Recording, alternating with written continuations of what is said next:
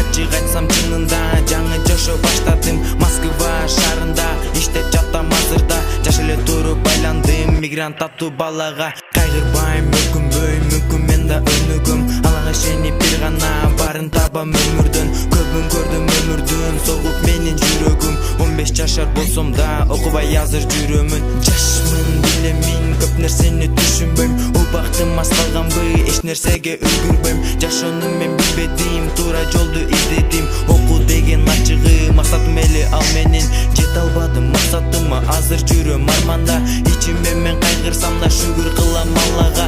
Алла барын жаратты, жеткирип берип адамга. Кыйынчылык болгондо пайда болуп жанымда.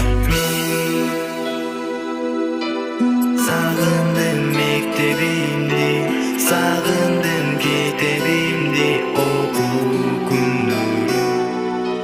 Мен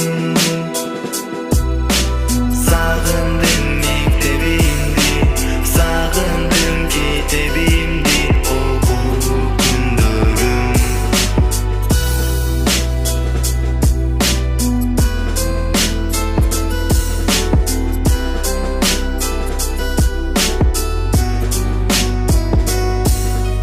Мектебим, окуу жайым, досторум, сагынамын. Айла жоктон сыя төгүп ак баракка ыр жазамын. Кечиргиле бара албадым, кечиргиле алыстамын. Көздөрүмдөн жаш агызып бул ырды жаратканмын. Досторум алыста, мен жүрөмүн башка жак. Жашоо бул кыйын экен, жүрөгүмө толду азап. Сагындым эжекени, сагындым агайды, жанадан сагындым бирге окуган балдарды.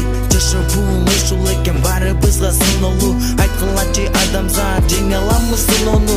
Көргүм келет жанагы бирге окуган досторду. Көргүм келет жанагы тартып жаткан ойлорду. Досторум сагынтат, эмне үчүн ушунча?